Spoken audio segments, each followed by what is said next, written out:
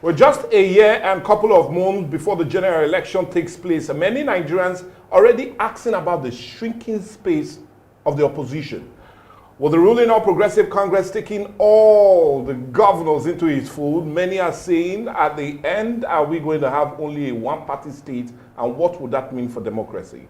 Well, while you ponder that in mind, I want to quickly welcome you to another lovely time on television. It's Viewpoint on Atlantic TV, and as always, my name is Mike Egobadia.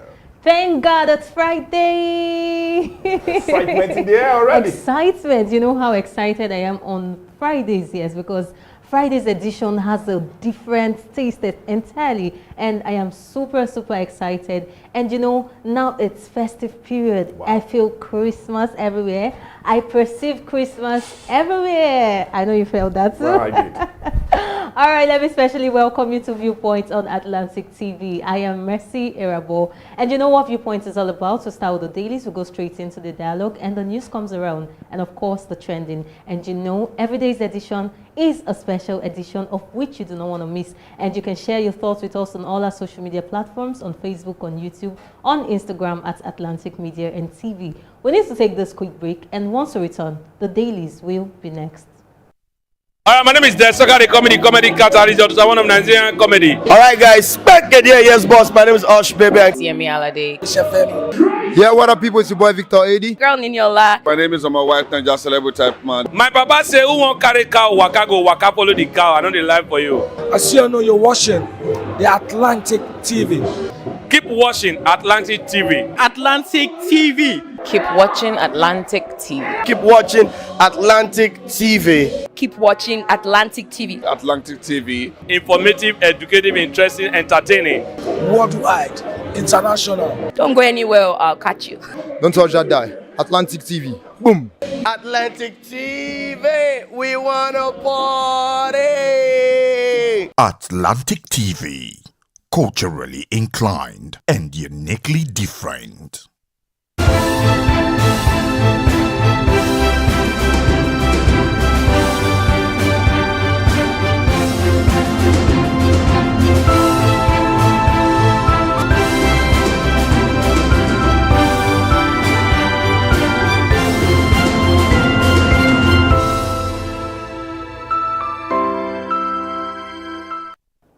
Well, for review, we have 7 papers at this lovely Friday edition of Viewpoint. And for review, like I said, 7 papers. We have The Punch, The Vanguard, The Nation, These Days, The Guardian, Daily Trust, and definitely, you know, Nigerian Tribune will be wrapping things up. But you do know I always enjoy starting with The Punch, and let's see if The Punch has its usual puncher, especially as coming from a beautiful weekend. And on The Punch this morning, the leading story reads, Insecurity. Federal government approves 94,000 new enlistment. Ooh, increased number. As police said to take 50,000, ministry fast tracks 30,000 paramilitary enlistments. In army eyes about 14,000 French soldiers expert weigh in. Well, anyway, I'll tell you to weigh in on that story on page 2. Let's see if we take some other leading stories still on the front page of The Punch this morning. EFCC arraigned ex-Labour Minister Ngige today. It's a major one on page 28. Labour Party rules out automatic ticket for Peter Obi. Major one also on page 7. Ambassadorial lists. No surprise, Oshomole and Dume lock horns over Mokri's nomination. It's also a screamer on page 28. Well, still looking at the front page of the Punch. Page 29, Nigerian killings. U.S. officials prepare high-level briefing for Trump. It's also a major sticker right there. But let's see if we take some other leading stories still on the front page of The Punch this morning. Local refinery booms slashes petrol import by 6 trillion, which is a cherry one for Nigeria. And you can get that story on page 19. Fubara pushing rivers towards fresh crisis, says a speaker. It's more of a problem on page 2. And let's see if we see take some other leading stories still on the front page of The Punch. Onyola blames Tinubu for PDP crisis. And you can get more of that very blame as you look it up on page 29. And ex-AGF, Malami spends fortnight with EFCC is also on page 29. South governors, PDP mourn Bayelsa deputy governor's death. A sad one that played out yesterday. Well, we learned he slumped in his office. Well, anyway, our heart goes out to the family. Page 29 still have that story. But the picture of the day is insecurity, investment in surveillance paying off. And you can get that on page 6 rather. And that's the picture of the day. You can see the governor of Lagos State, someone who really investing as it concerns getting security right in Lagos State. Anyway, that's the much we can take from the Punch. Let's check out for stories making it to the headlines of the Guardian newspaper. On the Guardian this morning, the lead story reads, pricing weak tourism infrastructure threaten $2 billion dirty December target. Wow. A major story on page 6 of the Guardian newspaper. Still on the Guardian, a poor network, INEC's toughest challenge in the IREV upload, says Amu Peter, and that's on page 3 of the Guardian newspaper. Ikeja electric protest as FCCPC seals office over defiance of NERC order is a major one you want to read on page 5 of the Guardian newspaper. Ambassadors Undume Oshomole clash at screening as Omokri orders take bow. That very interesting story is on page 3 of the Guardian newspaper. Dangote launches 1 trillion naira education fund to support 1.3 million students. That very story is on page 28 of the Guardian newspaper. Budget turn oil deepens as Tinubu prepares 2026 estimates ahead of the MTF approval. Is one story you want to read on page 6 of the Guardian newspaper. Let's see if we take some more stories still at the front page of the Guardian newspaper. Sanwo-Olu reaffirms Lagos State government's commitment to protection of lives and property. As a story on page 2 of the Guardian newspaper. And let's see the picture of the day this morning on the Guardian newspaper.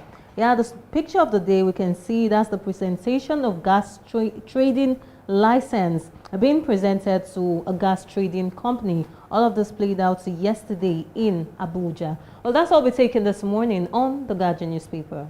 Well, this day newspaper is where we're going next as we quickly review the dailies this lovely morning. And on this day newspaper, the leading story reads, in historic move, federal government unveils Nigerian gas trading platform system and, kickers to follow, platform to ensure transparent, competitive market. Ribadu says illegal refining network dismantled as SEC described event as a monumental shift from physical market.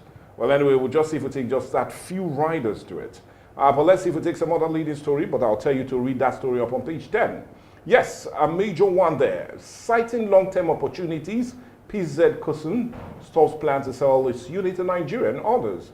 Says economic currency trade now more favorable. Discloses offers received did not reflect the inherent value of business. But anyway, we just wish more of them could remain in Nigeria so it can increase not just our funds, but also job opportunities. But I'll tell you to get an opportunity to read that story up on page 10. Sanwo-Olu reaffirms his administration commitment to protect lives and properties. It's a major screamer on page 32. Let's see if we take some other leading story. Still on the front page of the These Day newspaper. And a major one coming from the First Lady herself.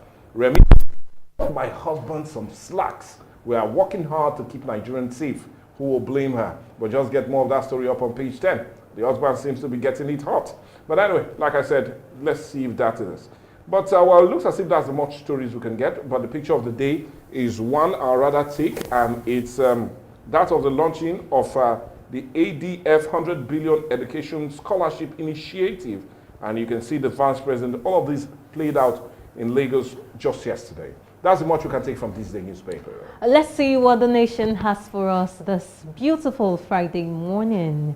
On the nation this morning, the lead story are challenges going into 2027 polls by INEC chair.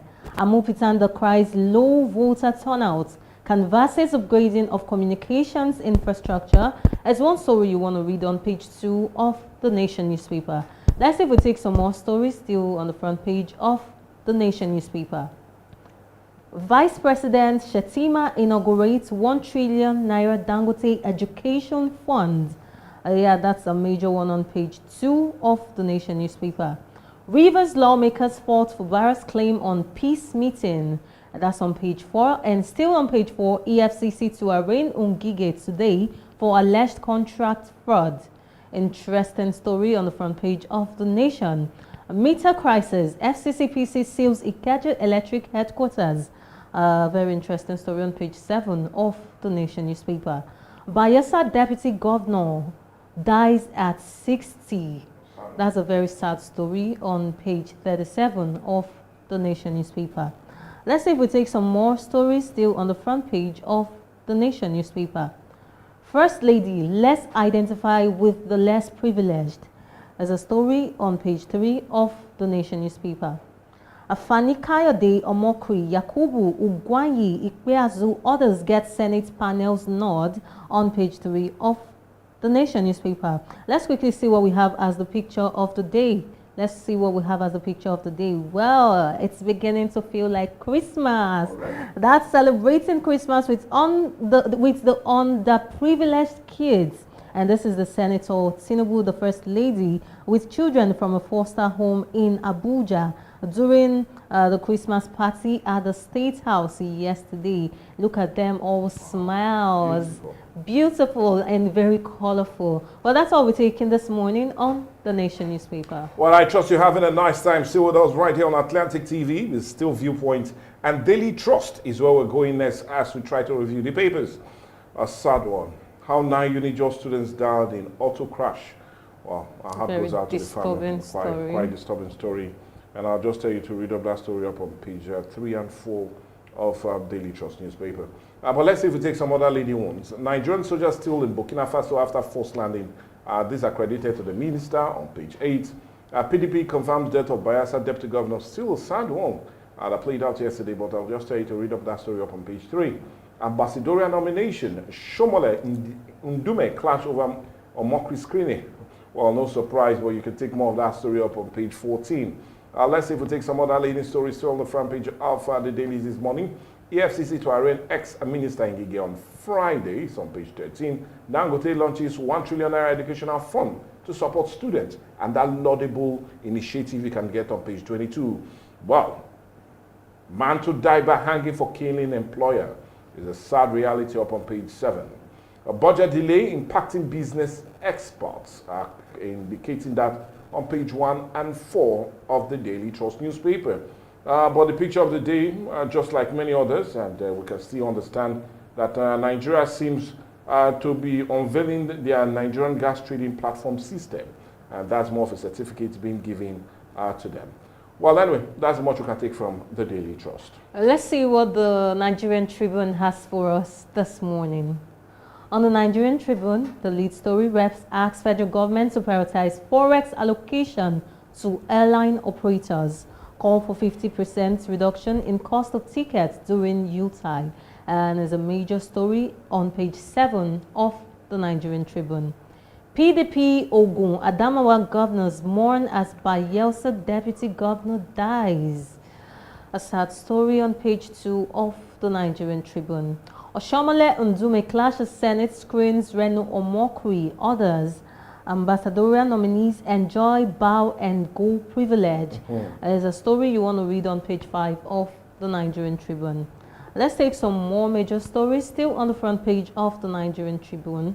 Awujale throne, Funsengbuwa, ruling house, the sons Kwam 1. You are not one of us, family says.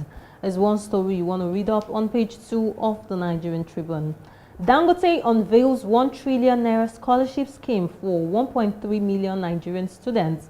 That's a very good one on page 22 of the Nigerian Tribune. Enugu government earmarks 10 billion naira for phase 1 of 135.4 kilometer rail project. Is a story on page 22 of the Nigerian Tribune.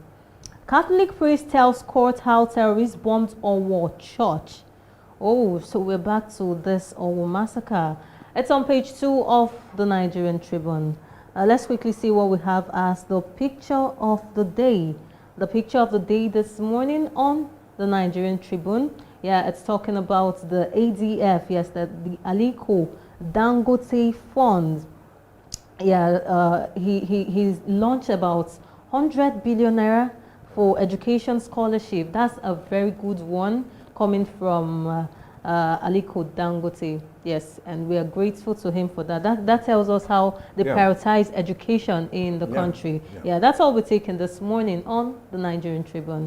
Well, the Vanguard will be the last paper for us to quickly look at. Still, like we're extra on the papers this lovely Friday morning. And on the Vanguard this morning, the leading story reads quite interesting. United States seizes Nigeria-owned super tanker over alleged crude theft. It's a major one. It shows weakness in our port state control regime, says Olainko. And I'll tell you to get more of that story up on page 5. But let's see if we take some other leading stories still on the front page of the Vanguard this morning. FCCPC sues Ikeja Electrical Distribution Company office over violation of customers' rights. And you can really get more of that story up on page 19. Tinubu hails Uzodinma as positive or true progressive, a dependable ally. Is on page 14. Ambassadorial appointment drama, Senate clears Fani Kaude and others on page 7. Well, sad one, and that seems to be on all dailies. Bayelsa Deputy Governor slumps dies at 60. And it still shows the issue of checking high blood pressure to deal with, well, all of that. Well, sad reality. Well, anyway, but an interesting one on page 20. Dangote unveils 1 trillion naira scholarship scheme for 1.3 million students. And it will be a cheering one for those students, but get it more on page 20. Tinubu forwards 2026-2028 medium-term expenditure forecast and the FSP to Senate. Is a major screamer on page 9. And well, anyways, let's see if we can take others. Well, you can also remember to get some of the sporting news all on page 21, as others also to follow. But the picture of the day for me, I rather take the one of the new patrol vehicles for Lagos inaugurated. And you can see the smiles there with the governor, Sanwo-Olu, really being represented with his Federal Executive Council members. And also, you can see Dangote also there. Well, anyway, sharing news it is. But anyway, that's the much we can take from the dailies this lovely morning. We always implore you, if you find any of these stories quite interesting, do yourself that favor of going to read it up and get more juicy gist all from the dailies this morning. You do know the dailies is always a ritual right here on our Viewpoint every lovely weekday morning, Monday to Friday. And we kickstart our day with Viewpoint, especially with the dailies. But this is a good information. Sooner but later, it's going to be more of having your interaction because we'll soon be putting phones to follow so you can react to some of our major dailies. And we'll be more than happy to have that. But like I said, let's just keep it close to our heart. That will happen soon. But what will happen now is for us to go on a break, and when we come back, dialogue will take center stage right here on Viewpoint on Atlantic TV. Don't miss out on exciting news, events, and more. Stay connected by following us on Facebook, YouTube, and Instagram at Atlantic Media and TV.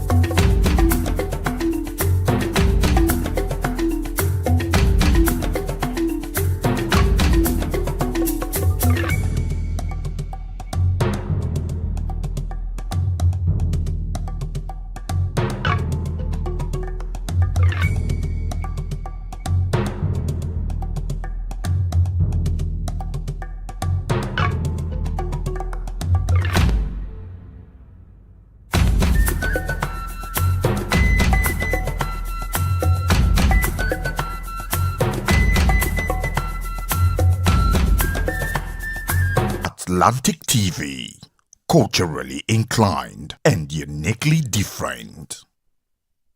When the lights go out, who do you call? Ticado! Ticado Energy Solutions Limited, your plug for electrical power, surveillance system and entertainment. From expert electrical installation to efficient eco-friendly solar inverter systems, no matter the size, Ticado delivers smart energy solutions designed for today and tomorrow. We also help you secure your space with our cutting-edge security and surveillance system. Enjoy crystal clear entertainment with our professional DSTV and cable TV installation. Visit Ticado today at Block F4, Suite 41 and 42, HFP East Line Plaza, Abraham Adesanya, Aja, Lagos. Or call 0906 902 5025 or 0815 176 6817. Explore our services at ticado.com.ng. Ticado Energy Solutions Limited. Power, protection, peace.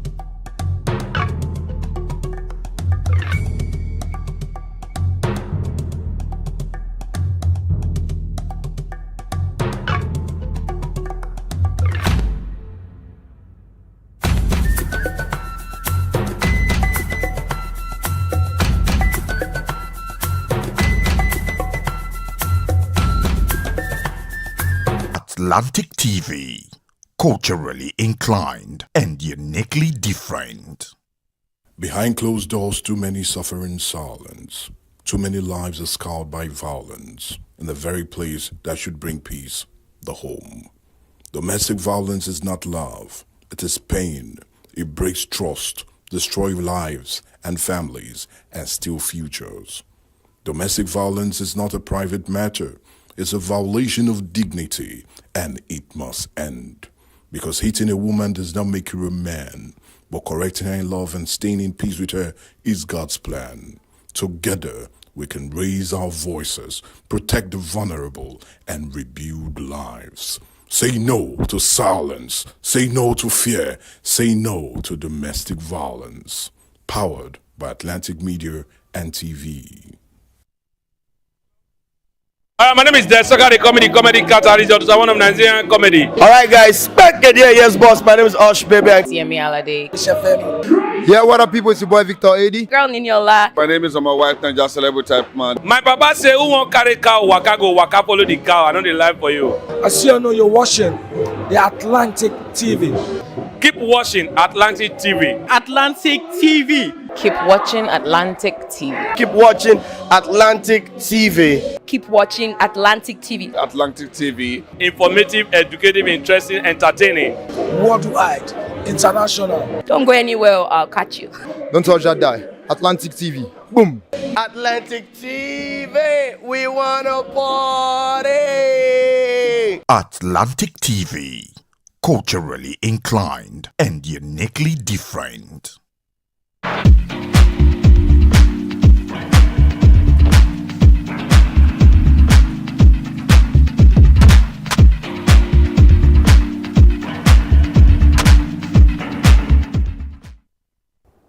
Over the past year, an aggressive wave of defection seemed to have spread through Nigerian political parties, with opposition governors, lawmakers, and political heavyweights running into the ruling party. Political observers caution that the surge of defection could signal a turning point for Nigerian democracy and a decline of opposition parties' influence. Also, not only that, analysts warn that shrinking opposition space could erode democratic accountability.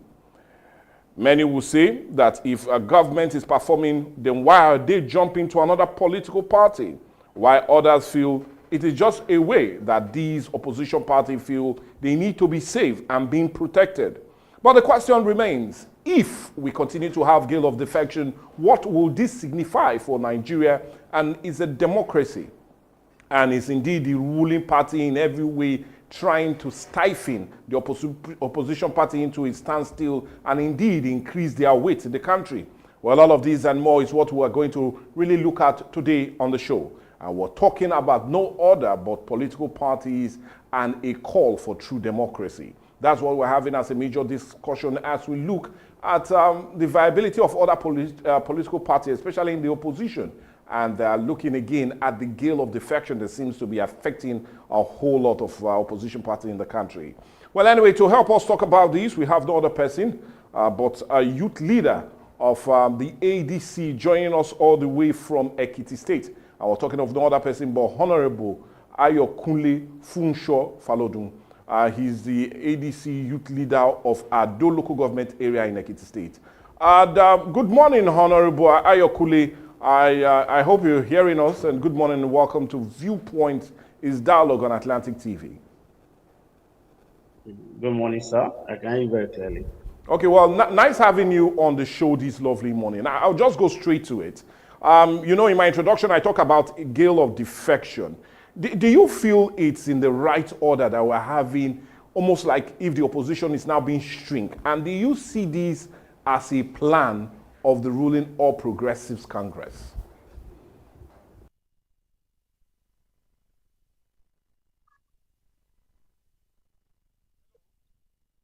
Yeah, actually,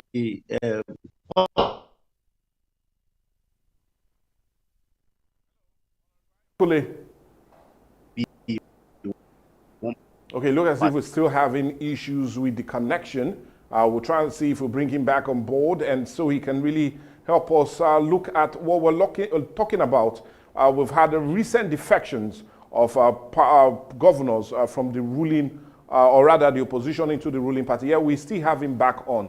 Thank you so much, Honorable Ayokunle, for rejoining us. Now, my question still remains, Do you see this as democracy, or do you feel the All Progressive Congress seem to be the one trying to stifle the opposition into submission? That's why we're having a gale of defections. Yeah, that's what I said before the network breakout. It is wrong for APC-led government to make it look as if Nigeria is one-party system. It cannot work in Nigeria. Nigeria is a one-party system. So having these people moving from one party to another, especially to APC, it seems as if there is something there for them. That is, if we continue this way, Nigeria will more of like be a one-party system, which cannot work in Nigeria. It's very, very wrong. Tell me. Yeah, you just said it's very wrong. But if we look at what most of these governors have defected to the APC said, they are talking about trying to be in the center, trying to, because they feel the present APC is working well, so they are trying to align with that. So do you feel they are economical with the truth, or do you feel the APC is just the one trying to break their will and put them in line in wanting to join the party? Mr. Mike, me and you currently knows that there is nothing but the current government of the APC. So people going to APC, I believe they have their reasons. And one of their reasons why they are going there is maybe to save their head after they leave office. Because let's look at the governors, the senators, members that are going there. They believe that, okay, once you join APC, your sins are forgiven. So you won't be dragged for any reasons. Okay, let's go to Osun State currently now. Why is Adeleke not going to APC? Why did he choose Accord? Accord, out of all the political parties in Nigeria, even the way this is gaining momentum in Osun State, he actually did not go there. He went to Accord. And I believe he believed in himself, and he felt like, oh, this thing that I'm doing it for my people. Because I have skeleton in my cupboard. So all these people that are actually going to APC, they have their reasons. They have their reasons. Let me just say that. Okay, but don't you feel the opposition is also not doing well? And the reason I'm asking you this, let's look at the People's Democratic Party, who pride themselves as the largest opposition in Nigeria. You know they are immersed in a whole lot of issues with the Oyo State Governor side, Makinde, versus the FCT Minister, Winky side, and the great instability in the PDP is making them defect. So would you say the opposition are even ready to govern? That is even why the APC is gaining more ground. Is the opposition even a viable party to fly their ticket? It's a question. I'll say we have opposition in Nigeria. And as at this minute that I'm with you, the only opposition we have in Nigeria is Action Democratic Congress, ADC. PDP is gone as far as PDP is gone. The faction, the court, the court cases, and even presently in my state, after the primary, some people went to court, and their candidate took it yesterday now with a certificate of return. Whereas there is a case in court. So looking at the way everything is going, we only have one party system. Like we only have one opposition in Nigeria, which is Action Democratic Congress. Others, I don't see them. I'm yet to see them. Let me just. Okay, wait, Honorable, I'm really interested in what you've just said now, talking about the ADC, because come on, many are even surprised that the ADC have not taken full root as it concerns Nigerian politics. And because many will say with the momentum they started with, many were expecting by now they might have even gotten some governors defecting either from the opposition PDP into them or from even the ruling All Progressive Congress into ADC. So my question now, what makes you feel ADC is the viable opposition and viable challenger to the APC?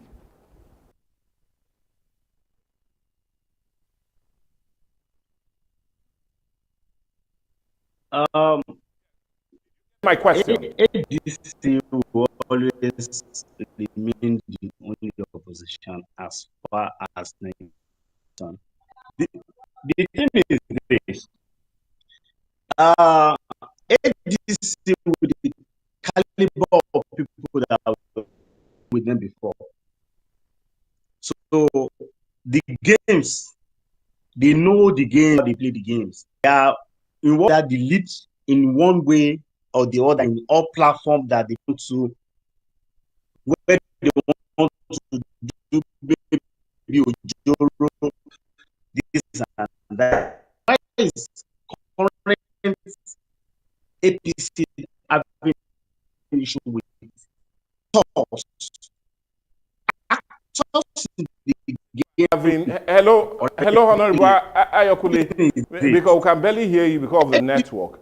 And what we'll do now is we quickly go on a break, and when we come back, we have more questions as it concerns even the Ekiti election, knowing that it's fast approaching, and how really ready the opposition seem to be, knowing that the APC has said it, Ekiti will remain under them. I'm talking about the broom. Let's go on this break.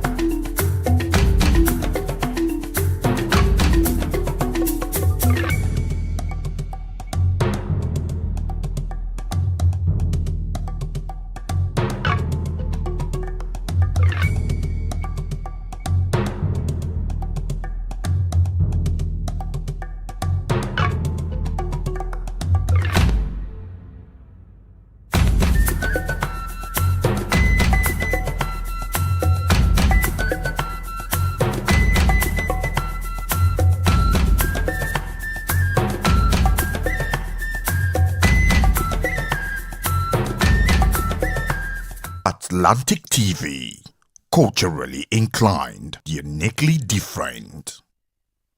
Every year, millions of lives are stolen, dreams cut short, futures traded in silence. Human trafficking is a modern-day slavery.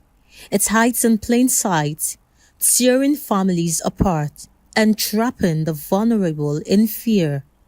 But together, we can end it. Together, we can protect, we can rescue, and we can give hope. Say no to exploitation. Say no to slavery. Say no to human trafficking. Powered by Atlantic Media and TV.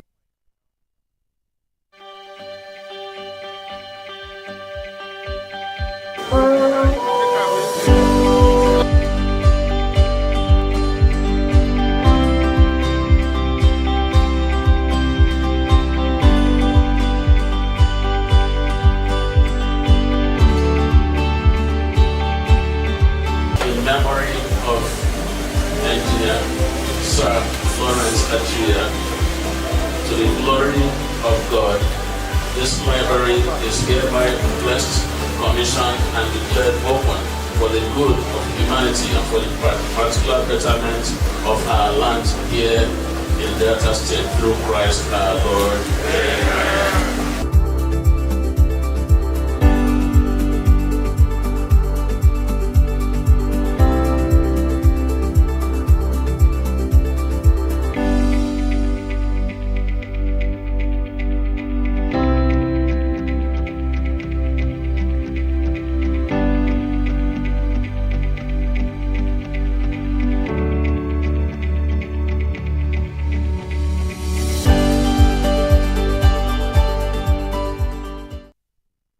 I need to welcome you back, and we're still with the big one for today on Dialogue. We're talking about the gale of defection and how that seems to be affecting the Nigerian political space. Is the defection in order? Is Nigeria turning into a one-party state? Or what needs to be done for us to have a viable opposition? Well, anyway, he's still with us, and I'm talking of no other person but Honorable Ayokule Foshon Falodun, all the way from Ekiti State. He's the Ekiti State Ado local government ADC youth leader. Honorable Ayokule, are you still there, sir?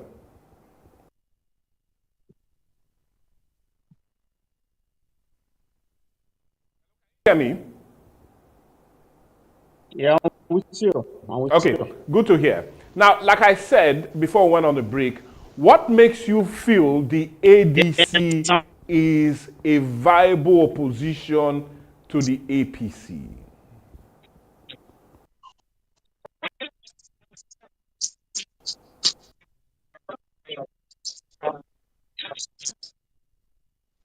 Okay.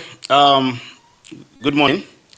Why this is a viable opposition to APC? First, the caliber of people that are with us and the general. People are tired of APC. They're actually looking for alternative, and the best alternative we have as of today, as of this minute, is ADC. So that's why we are the most viable among all. Because PDB is dead. It's dead. In fact, they are. It's long gone. PDB is long gone. Anyway, forgive me for laughing, but the way you said the dead, I doubt if the PDP will be happy about that. I will agree with your submission. But let's leave all of that and come now to Ekiti State. We know the primaries have been concluded for almost all the political party. Let's understand the political climate right there in Ekiti State. Is the ADC ready to go as it concerns getting that very state when it comes at the next election?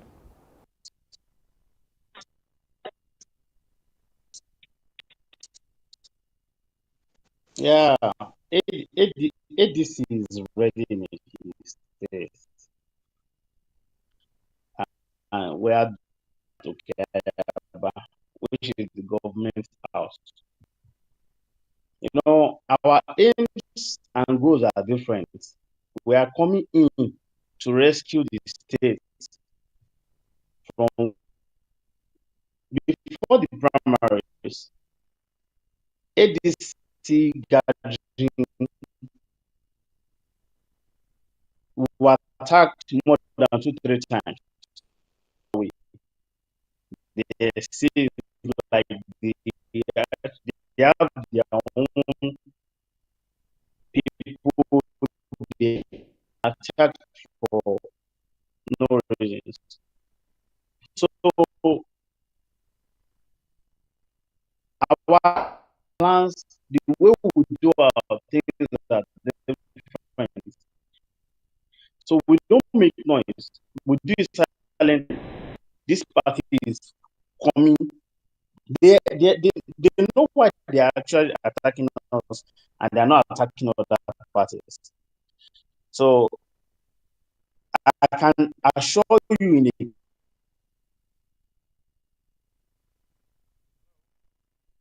Okay, it looks as if we're still having issues with the connection. We'll see how we can bring him back. But like you do know, you can also be a part of the discourse. All you need to do is go to our different social media platforms. Let's have your reaction as it concerns the gale of defection, especially into the All Progressive Congress. And not only that, the opposition that seems to be. Okay, yeah, we have him back. Let's go and get his submission, especially as it concerns that question of ADC getting Ekiti State at the end of the day. Go ahead, Honorable Ayokule.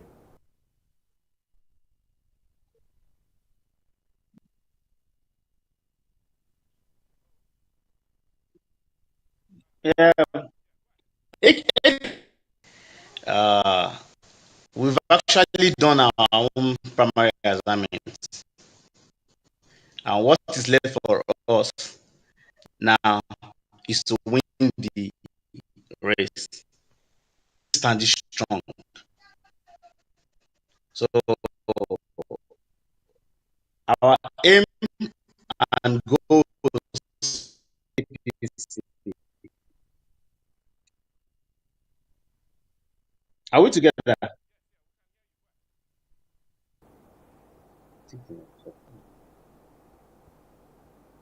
Hello?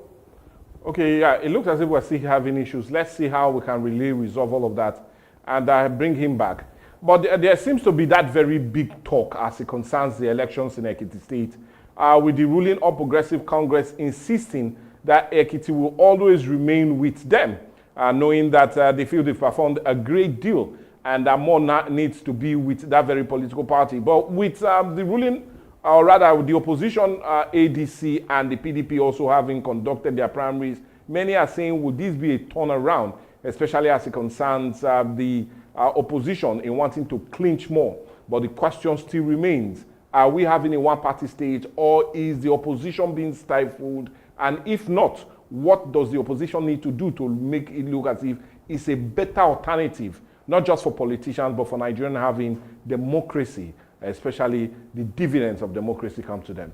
Like I said, we still have no other person but Honorable Ayokule Fushon Falodun joining us all the way from Ekiti State. You would understand the network seems to be really poor. But we'll try and see how we can bring him back on board because we still have a whole lot of questions, especially as it concerns how really Ekiti State citizens are gearing up for the off-season election that will be taking place there come next year. Are they really powerless to change power, to change who seems to be in the gale of office, or are they indeed going to still remain with the ruling of Progressive Congress? All of that will take center stage in our discussion on the show. Like I said, let's quickly go on one break and another break, and when we come back, I will try and see if we really reconnect back to Honorable Ayokule Fushon Falodun, the Ekiti State youth leader of the ADC. My name is Desoka, the comedy catalyst of one of Nigerian comedy. All right, guys, back again, yes, boss. My name is Osh, baby. CME Alade. Yeah, what up, people? It's your boy Victor 80. Girl Ninyola. My name is my wife and just celebrity type man. My papa say, who won't carry cow, waka go, waka follow the cow. I know the life for you. I see you know you're watching the Atlantic TV. Keep watching Atlantic TV. Atlantic TV. Keep watching Atlantic TV. Keep watching Atlantic TV. Keep watching Atlantic TV. Atlantic TV. Informative, educative, interesting, entertaining. Worldwide, international. Don't go anywhere, I'll catch you. Don't touch that die. Atlantic TV. Boom. Atlantic TV, we wanna party. Atlantic TV. Culturally inclined and uniquely different.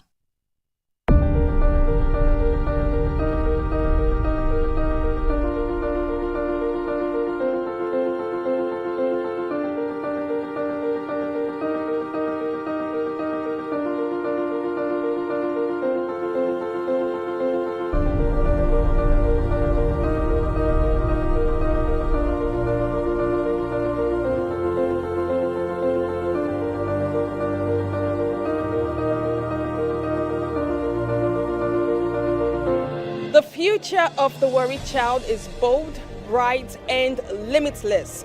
Gone are those days where being from worry means that you are underestimated or being put in a box. Today, the worried child is breaking boundaries in education, innovation, and all things that they set their minds to.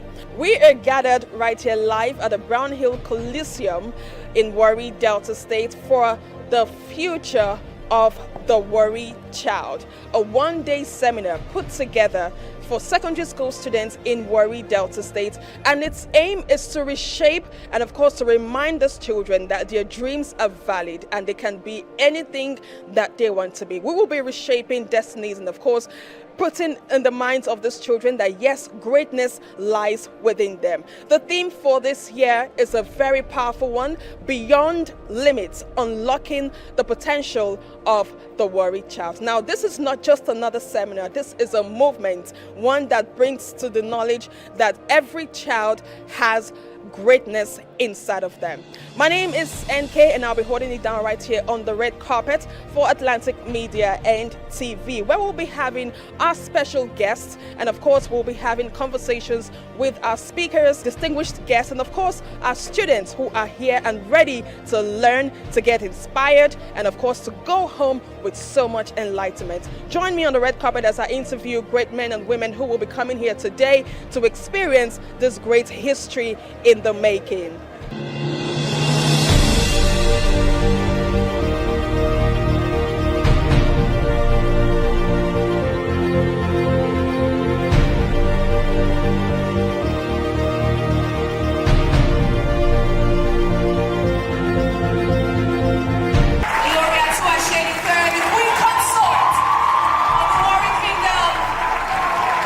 The future of the Warri child is in your mouth. And as long as they can't steal your voice, they cannot steal your future. God bless you all. God bless Ogiame Atuashe III. God bless the children of this great land. God bless Nigeria.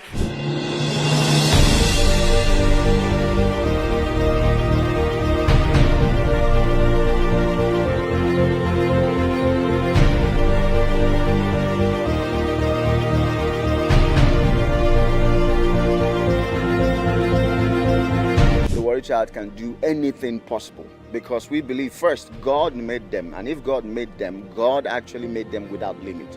So we are trying to sell that dream back to them, no matter what they've been taught, no matter what they've been told, that the Warri child is going beyond limit. To unlock children's potential, it starts with you as the parent. What we are here to do is to also put them in the direction of, as you are working, also get yourself checked. Going beyond the limits, beyond unlocking your potential, knowing your place, owning your story, finding the obstacles, identifying them, leaning into the lessons that life throws at you. So generally speaking, it's all about honing yourself and looking around you to solve problems. When you are a problem solver, you will always have value. I'm a product of Warri, so today I am that future standing here, and for that reason I have no doubt the people that will come after us will do greater things.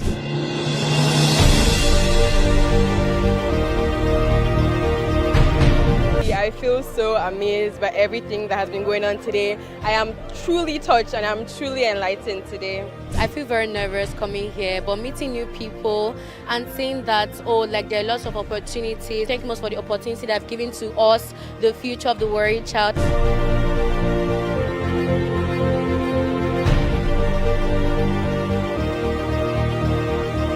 Future of the Warri child is me, thanks to the Corona Care Foundation.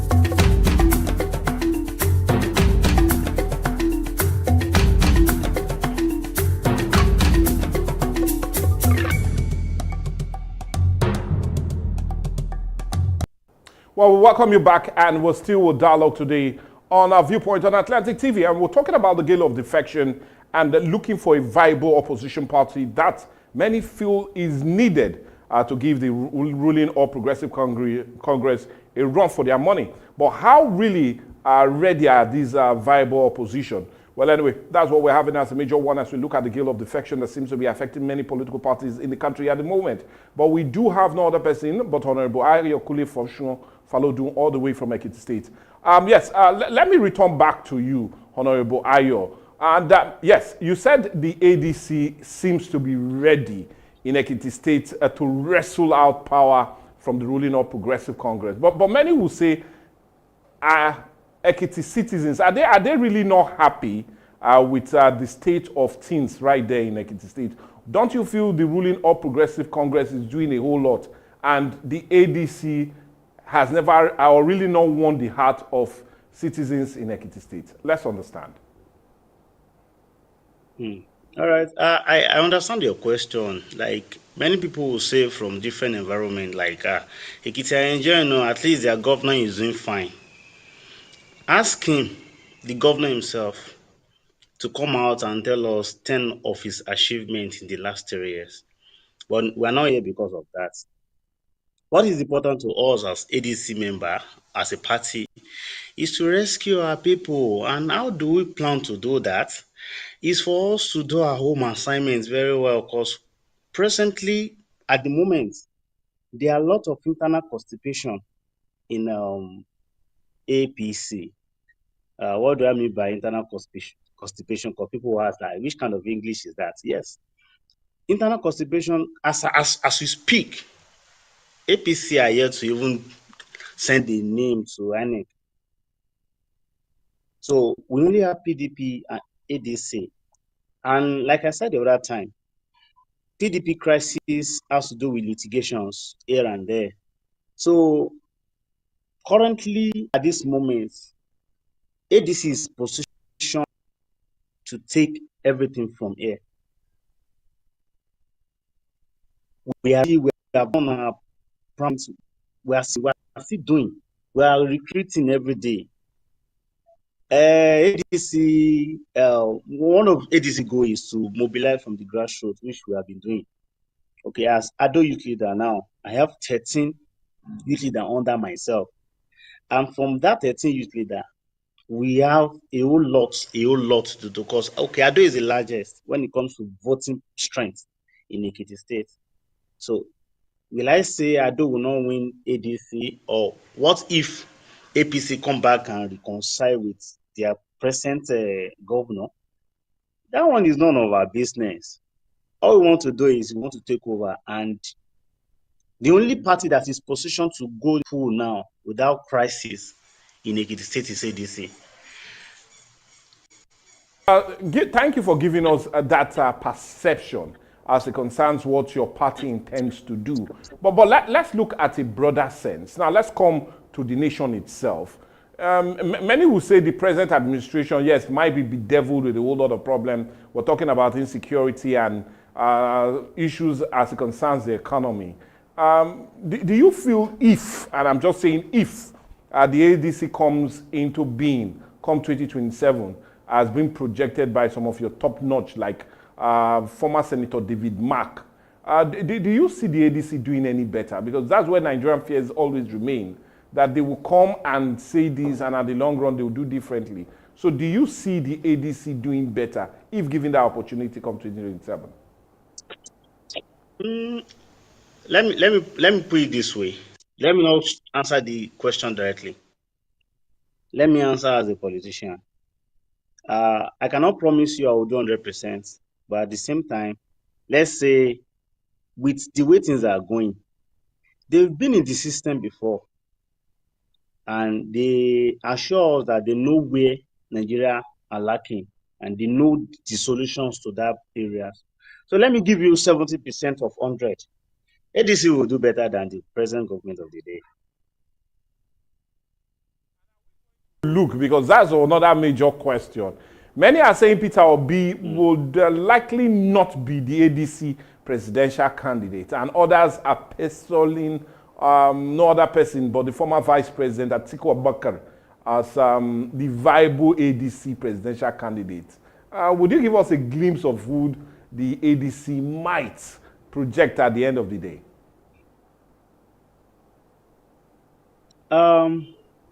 Politics to me is a game of number, and Atiku, Obi, Amechi, and lot Erufai and Co. They are there, and democratically, everybody have the chance, the right, that civil right to contest for the presidency. But left to me as a party man, last election, between Peter Obi and Atiku, we know the number of votes they gathered. Supposed PDP actually didn't fuck them up that time. Let me put it that way. Like they didn't do what happened. Like they didn't for Obi to leave to another party. We won't be here saying this now. It will have been another thing entirely. Because having Atiku and Obi in one ticket, we know what will happen in Nigeria now. So as for ADC, I can't say who is going to be the what's it called? The presidential candidates Flag for the bearer next of your party. election. But yeah, Honorable but for Ayokule, me, are you still but telling for us that me, because with the information reaching us, we feel Peter Obi has left the ADC, maybe back to the Labour Party. So are you still telling us that Peter Obi is also a member of the ADC at the moment? as at this moment, I have not been briefed about that. And if Peter Obi left ADC back, well, he has never for once declared for ADC. Okay. You know, there's difference between party coming together, coalition, this and that. Yes, yes. And Atiku has gone to his village to Yes. declare. Okay. Then the man in Amici, the man in Kaduna has gone back to do the same thing. So we are still waiting for Atiku to do such. So until when he declared fully as ADC member, that is the only time we can recognize him as part of our own party. But as of now, you know, there are rooms for rumors now. Okay. There are room for stories. But left to me, if he's ready, you know, this article will be ticket that we lost in the last election. If you can have it now, I know where it will take us. Okay, well, I'll still need some few questions or rather clearance from you as it concerns the situation in the ADC. Now, we do know there are a whole lot of political heavyweights in the ADC. We're talking about Amici, Rotimi, and we know he said he's not going to step down or be a vice presidential candidate for anyone. We also do know, like you said, undermining Peter Obi has not formally fully declared or gotten his form. Everybody is still saying he's a member of the ADC. And we do know Atiku Abubakar has indeed gone to his own ward, way down in Adamawa and gotten his own. But there's this fear of too many political heavyweights in the ADC. El-Rufai is there. Senator David Mark is there. Now, there's this fear that there might be power tussle at the end of the day because of all these political heavyweights, which might in every way rob the party and your chances of coming with a viable candidate come the 2027 election. I want your reaction as it concerns that fear being expressed by many.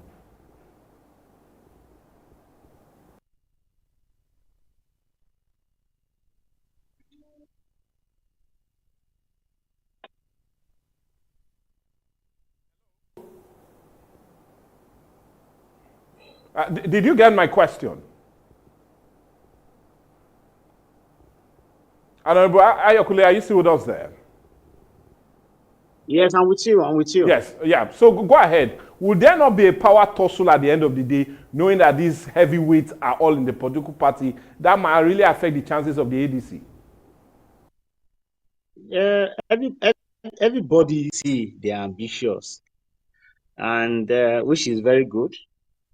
One thing I will say about that is, I know at the end of the day, they will come back to harmonize. It actually happened here in Ekiti States now. We have a whole lot of people that come out for this governorship. But at the end of the day, after the primaries, we have to, you know, resolve issues within them. Atiku, Amechi, Obi, El-Rufai, yes, they are very, very big names. And something will speak for them when we get to that stage. But for now, I leave it to them. But one thing I'm very, very sure of is whatever it is that happened, ADC is set to stand. So whatever that happened after now and after the primary, sir, it will be resolved. and it won't disrupt the party Ayokule, you are really structures. speaking like a politician and not giving us a clear-cut answer. Well, anyways, we'll pardon you on that. But also on a different note. Now, let's understand the person the ADC is putting up as a candidate for the Ekiti State governorship election. His name and his precedents. Let's meet him and let's understand who he is and what his intentions is, especially as it concerns giving dividends of democracy to the Ekiti people. All right. The candidates we pull up in Ekiti State is Ambassador Dari Bajide. He was an SSG to Shegoni when Shegoni was the governor of Ekiti State. At the same time, during Obasanjo's era, he was ambassador to Canada. After that, he is a barrister that knows his onions. So he has been a grassroots politician since, because you can imagine Dari Bejide coming up against the former deputy governor, Professor Olushola Leka, and he won in primaries. So definitely, if he knows what's up, you know what to do. So he's the right man that we are pushing forward to take over from the present APC governor in Ekiti State. Well, thank you so much, Honorable Ayo Funsho Falodun. Like I said, he's the youth leader of the African into the ruling All Progressive Congress. Is it democracy in practice, or do you feel it will have a very negative effect at the end, and indeed it is anti-democracy? All of that comment, let's get your thoughts on it, and especially if you're watching us all the way from Ekiti State, how really prepared are you as it concerns the election? Will it go back to the way of the All Progressive Congress, or, like he said, ADC more of a viable opposition? Let's have all of those comments, and I'll use this opportunity to always thank you for your reaction as it concerns some of our major topics we have. We'll always say we're well received, and also appreciate all your comments that come to follow. But for me, Mike Gobadia, it's a quick bye-bye, but you do know the news will come around the hour. As much as we're already feeling it in the air, trending will follow later.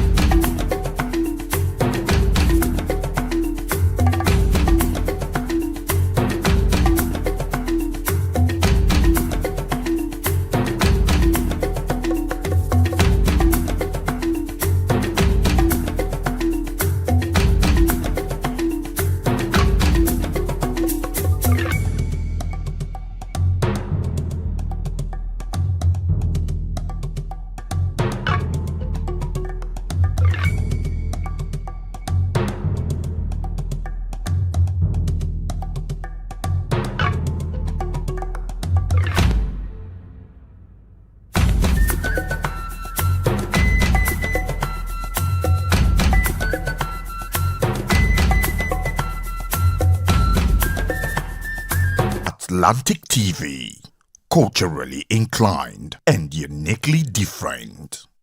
Ruth Gender Foundation. I'm Ruth Edema Collins. I hold a first degree in physics electronics, a postgraduate qualification in business administration, and a nationally certified French language tutor. Career-wise, I'm an educational facilitator. I'm the managing director at Atlantic Media and TV, and I'm also a director at Vocotech Integrated Services Nigeria Limited. I'm a wife and a mother, and I like dressing up to show up. Yeah, so that's basically me. Thank you. Root Gender Foundation was inspired from my personal experiences growing up as a young girl in a typical Nigerian environment. For me, it was being different. It made people bully me, abuse me, and harass me. I was always misunderstood and underrated.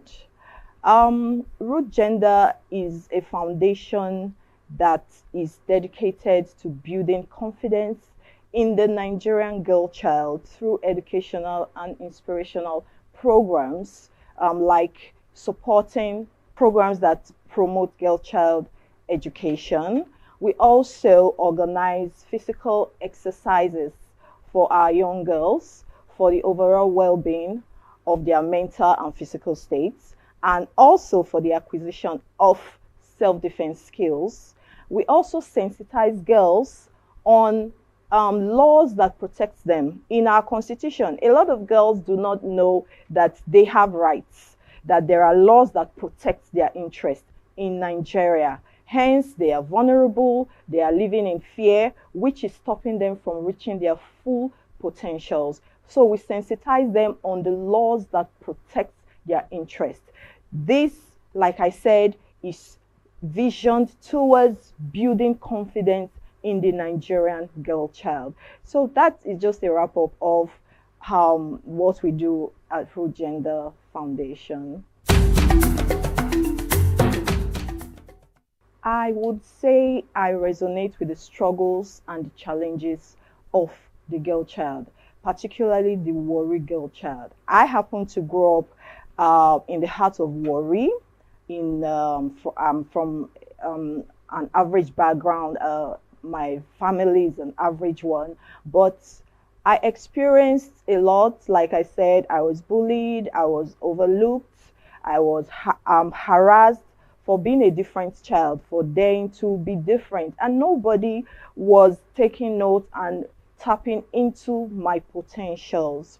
So my interest for the girl child is I would love to be a voice for the girl child. They need people to believe in them. They need people to speak for them. I also want the Warri girl child to know that there is hope beyond the reef. I want them to see the bigger picture.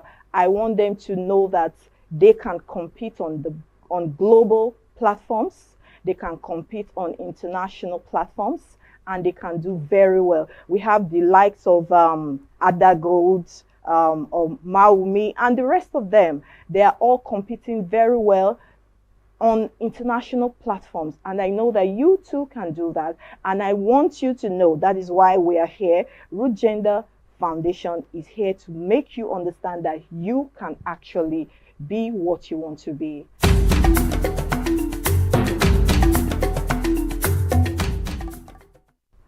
As part of our objectives at Root Gender Foundation, we are dedicated to promoting girl child education.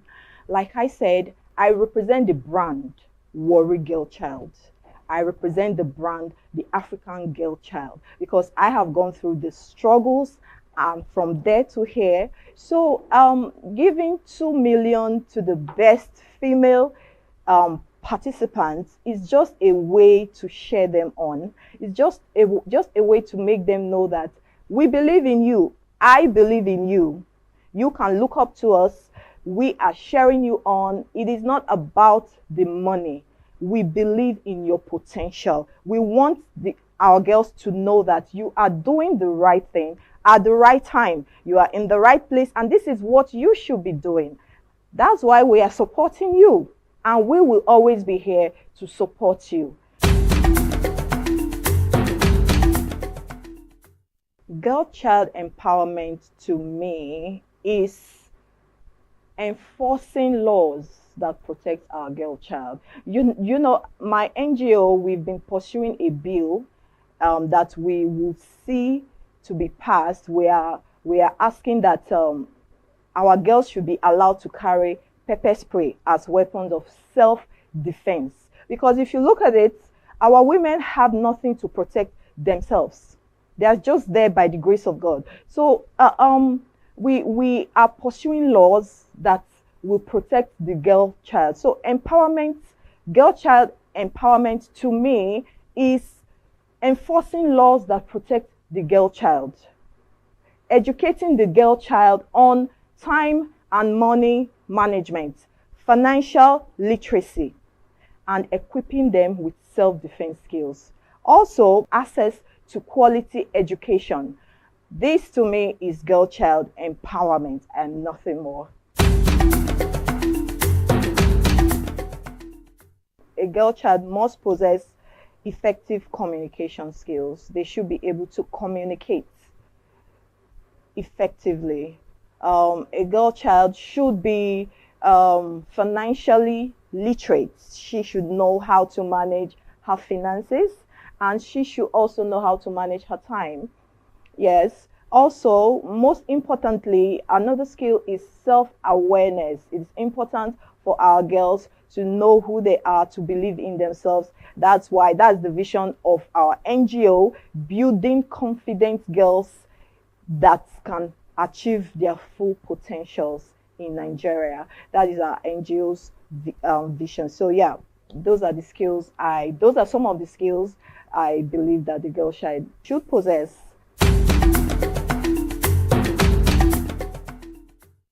She needs role models.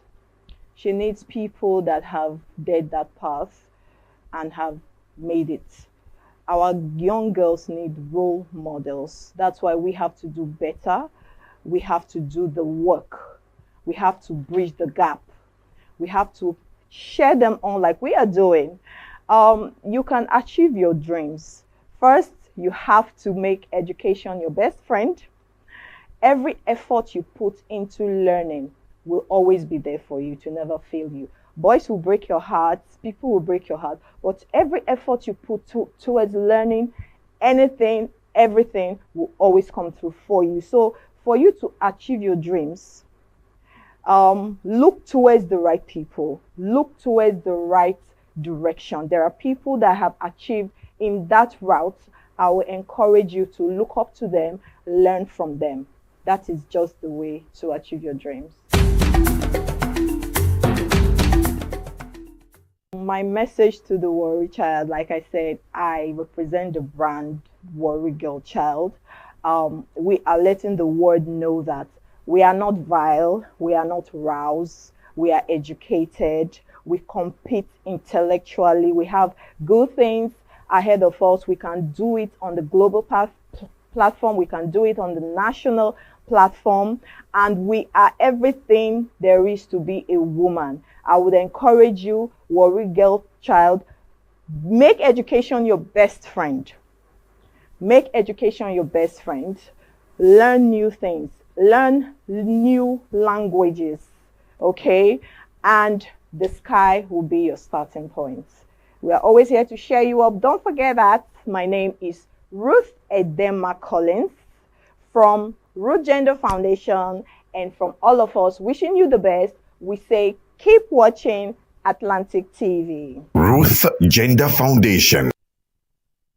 My name is Desaka, comedy catalyst of one of Nigerian comedy. All right, guys, back again. Yes, boss. My name is Baby. Yemi Alade. Yeah, what up, people? It's your boy Victor 80. Girl Niniola. My name is my wife, Niger Celebrity type man. My papa say, who won't carry cow, waka go, waka follow the cow. I know the life for you. I see you know you're watching the Atlantic TV. Keep watching Atlantic TV. Atlantic TV. Keep watching Atlantic TV. Keep watching Atlantic TV. Keep watching Atlantic TV. Atlantic TV. Informative, educative, interesting, entertaining. Worldwide. International. Don't go anywhere or I'll catch you. Don't touch that die. Atlantic TV. Boom. Atlantic TV, we wanna party. Atlantic TV. Culturally inclined and uniquely different.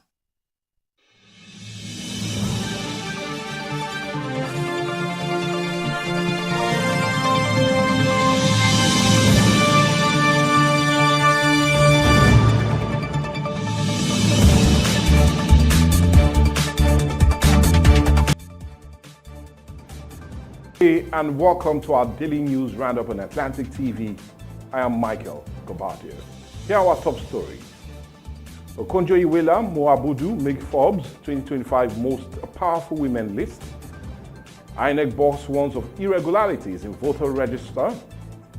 Federal government approves Nigerian First Guard trading license to boost market liquidity. And on the foreign scene, Ghana expels 3 Israelis after Israel deports its citizens. And Talking Sport Chile recalls Uzoha Anuachu drops Okoye for AFCON. Now to the news in full. 2 Nigerian women, Ngozi Okonjo-Iweala and Moabudu, have been named among Forbes' 100 most powerful women in the world for 2025. Now, the list released on Wednesday highlights women shaping global business, politics, media, and leadership. Okonjo-Iweala ranked 92 as the Director General of the World Trade Organization and the first woman and first Africa to lead the body. Forbes praised her decades of international economic work and our ongoing push for global trade to drive development. Media executive Moabudu, ranked 89th, was recognized for influence in global entertainment. As founder of Ebony Life Media, she has secured major partnerships with Netflix, Sony Pictures, and AMC Network, and recently launched Ebony Life on Plus, a new digital platform. They appear on the list alongside global figures, including EU Commission President Ursula von der Leyen and Japan's first female Prime Minister Sana Tadachi, the Mexico President Chidia Shibua, and also Forbes also spotlighted rising female power in technology, entertainment, featuring leaders from the AMD, Alphabet, Nvidia, Meta, Microsoft, OpenAI, and stars such as Kim Kardashian. Okonjo-Iweala and Abudu inclusion reflect the expanding global influence of Nigerian women in trade, governance, and the media. The Senate Committee on Foreign Affairs on Thursday began screening the non-career ambassadorial nominees sent by President Bola Ahmed Tinubu. Among those who appeared before the committee was former presidential aide Reno Amokri, former Enugu State Governor Ifeanyi Ugwuai, and ex-presidential advisor Senator Ita Enag. And among INEC, and former INEC Chairman Muhammad Yakubu. In line with the Senate tradition, several former ministers, ambassadors, and lawmakers were advised to take a bow and leave, with the committee noting their previous clearance by the Senate and their long years of public service.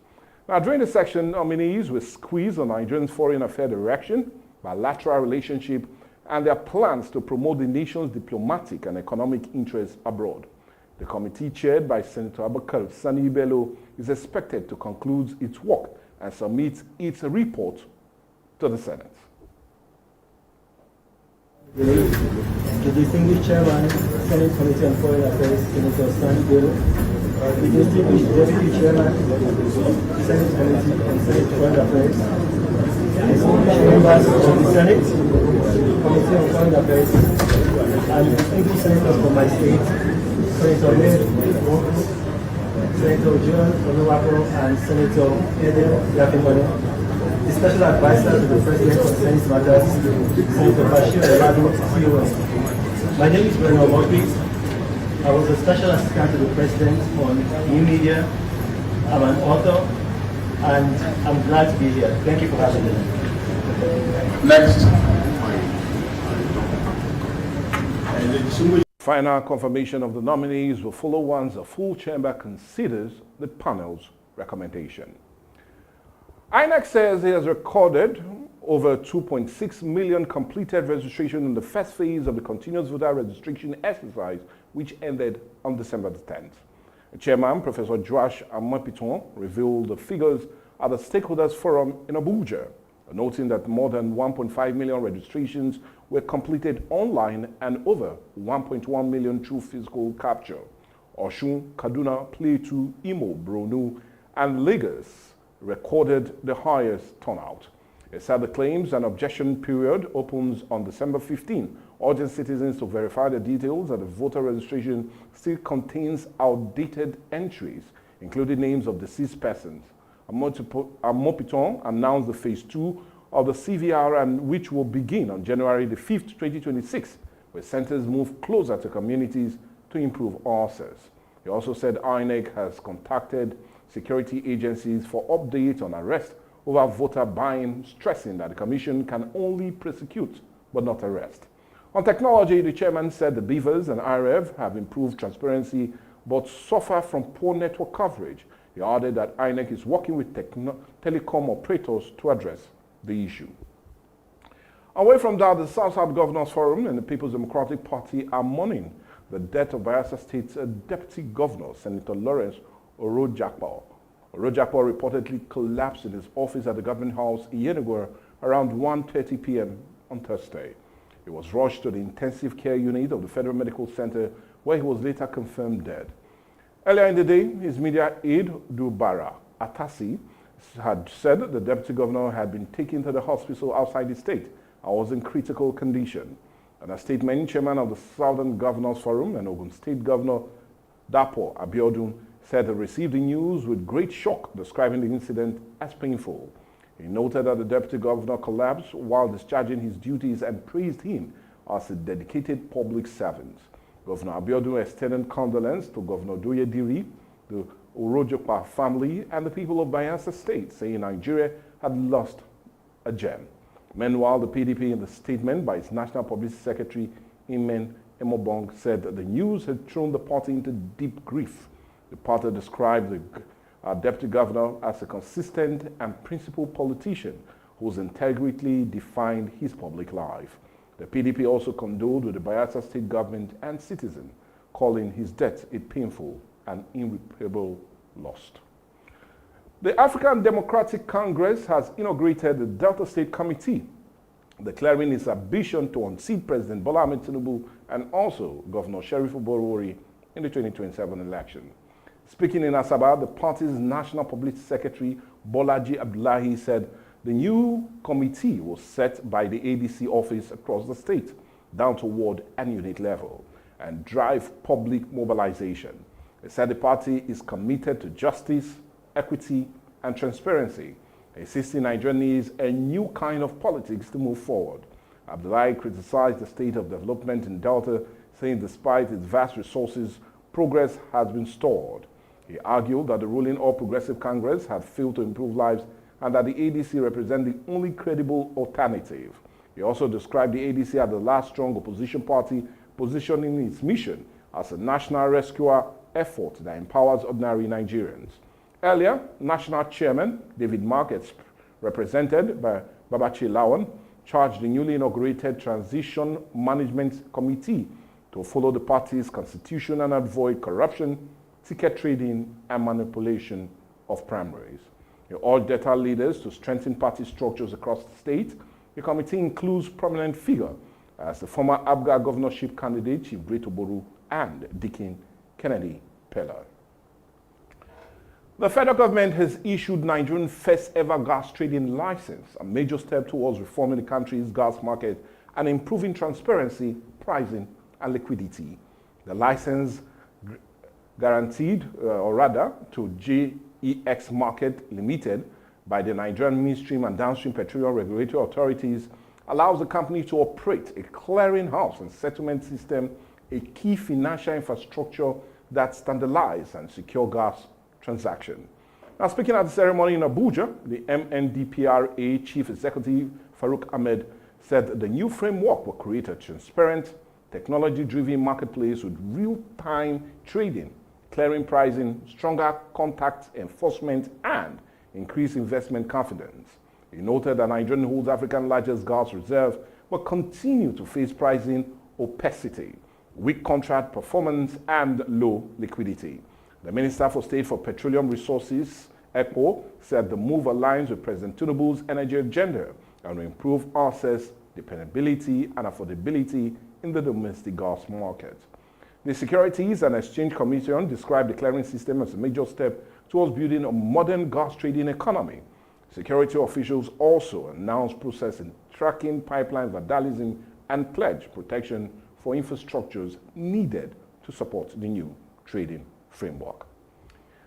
The federal government says it has secured more than 6.45 billion naira in a private sector funding to expand the 3 million technical talent program nationwide.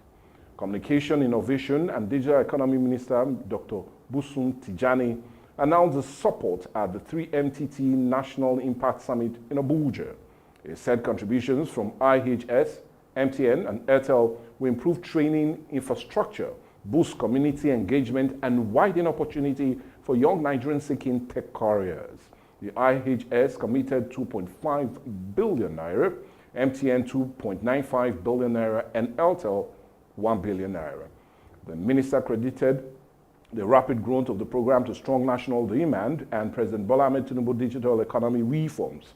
Tijani highlighted major interventions driving investors' confidence, including the Data Protection Act, the nationwide fiber project, the designation of telecom infrastructure as critical national asset, and tariff reforms. He ordered that the support for global tech firms like AWX, Google, Huawei, and Microsoft has also strengthened the program.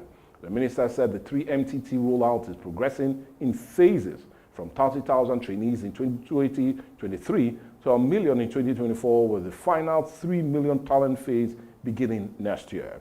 He noted that over 15,000 jobs have already been created from the first phase.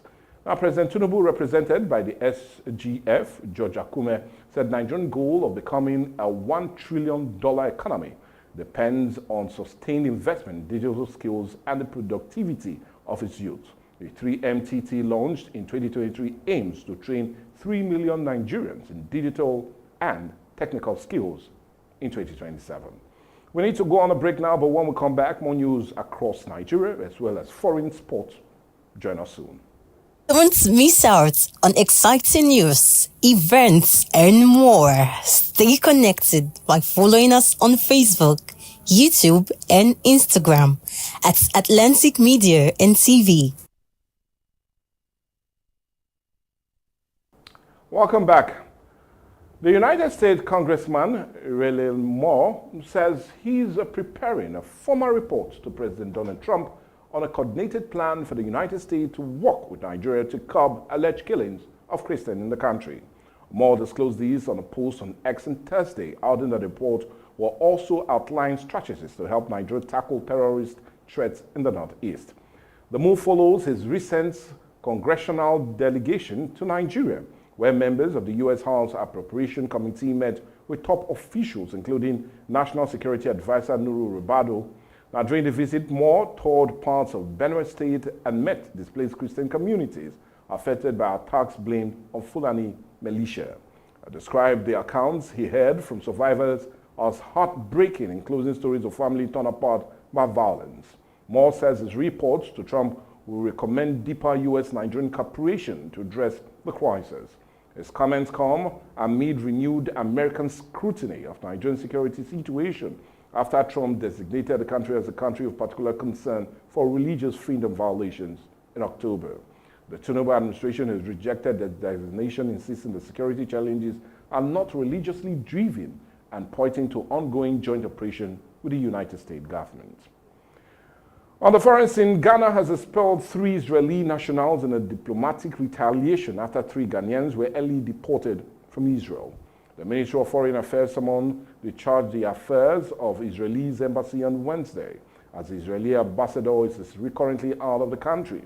Now, according to the ministry, the action follows what is described as ill treatment and unjustified deportation of 3 Ghanaian travelers by Israeli authorities.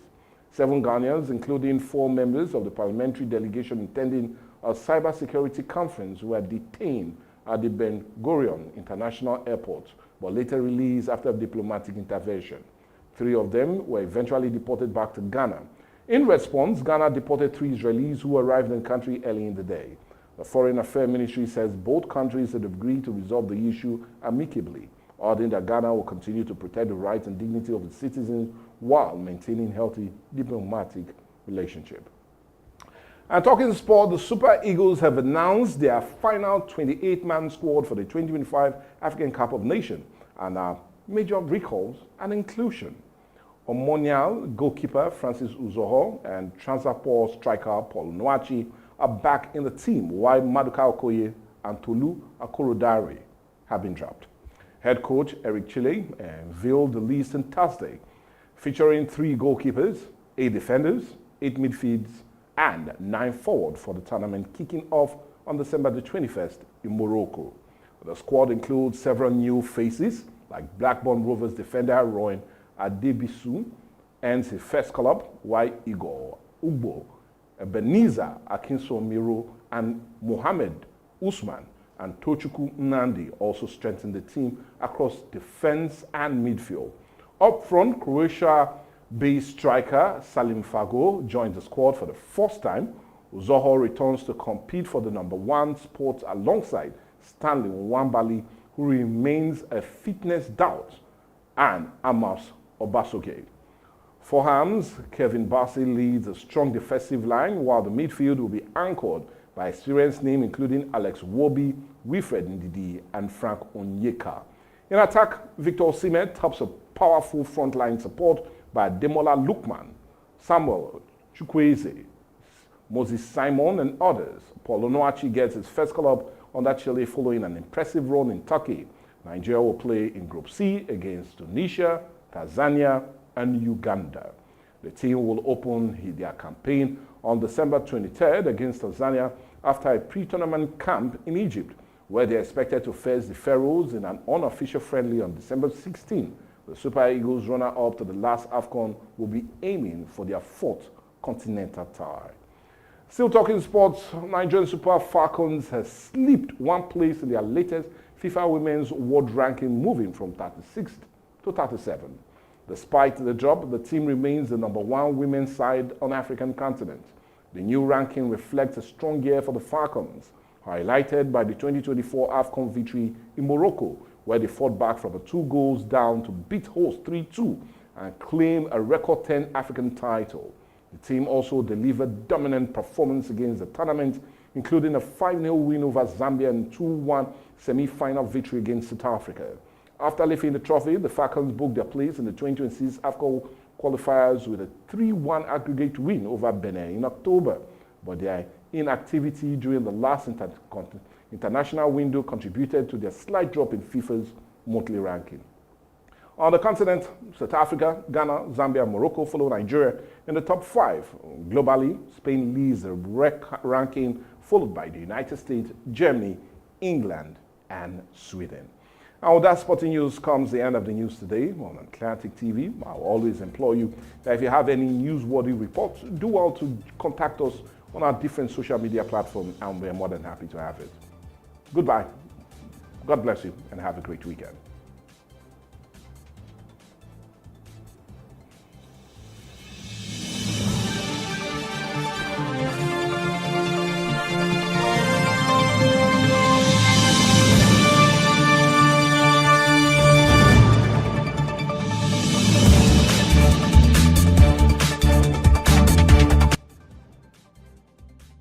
When the lights go out, who do you call? Tikado! Tikado Energy Solutions Limited, your plug for electrical power, surveillance system, and entertainment. From expert electrical installation to efficient eco-friendly solar inverter systems, no matter the size, Tikado delivers smart energy solutions designed for today and tomorrow. We also help you secure your space with our cutting-edge security and surveillance system. Enjoy crystal clear entertainment with our professional DSTV and cable TV installation. Visit Tikado today at Block F4, Suite 41 and 42, HFP East Line Plaza, Abraham Adesanya, Aja, Lagos. Or call 0906 902 5025 or 0815 176 6817. Explore our services at Tikado. Tikado Energy Solutions Limited. Power, protection, peace.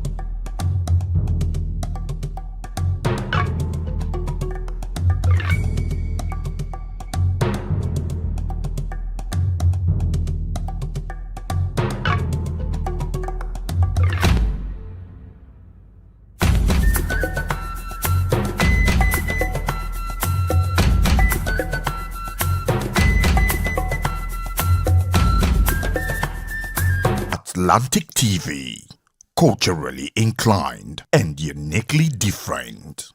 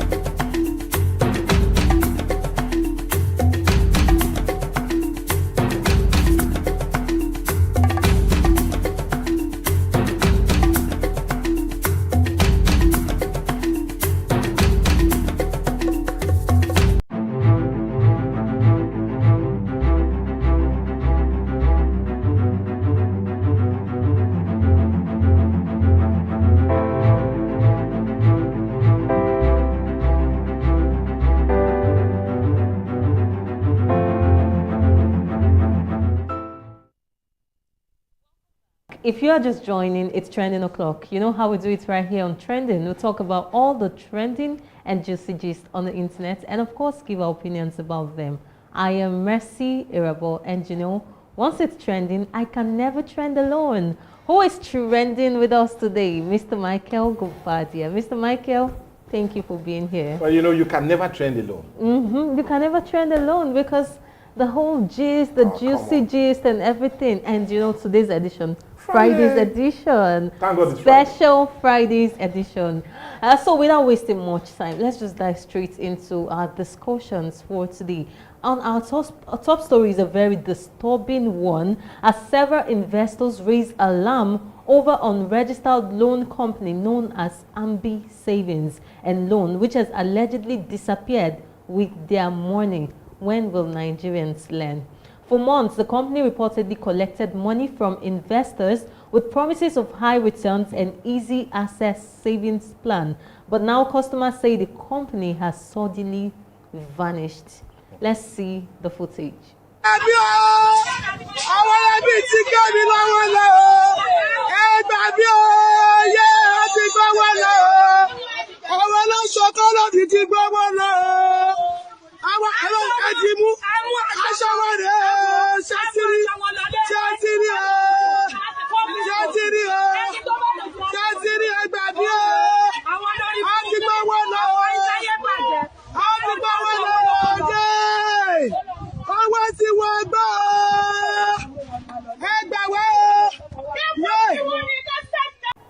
Well, we made our research and we found out that Ambi Savings is not even registered under the Corporate Affairs Commission and has no license from the CBN to operate as a financial institution.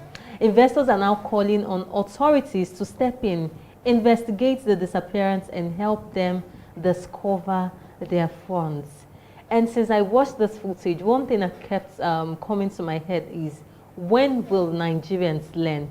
When exactly? Well, I was able to get some reactions from netizens. Let's see if some persons actually have learned with all of the things we keep getting from all of these unregistered companies that come out to, because I feel Nigerians want to make fast money. They need quick money. Once you just come, promise them that once you put 10,000 naira, you could get 50 million naira and boom. Very unrealistic promises and returns, and then they still want to invest into such kind of investment. Let's see some reactions we got on net.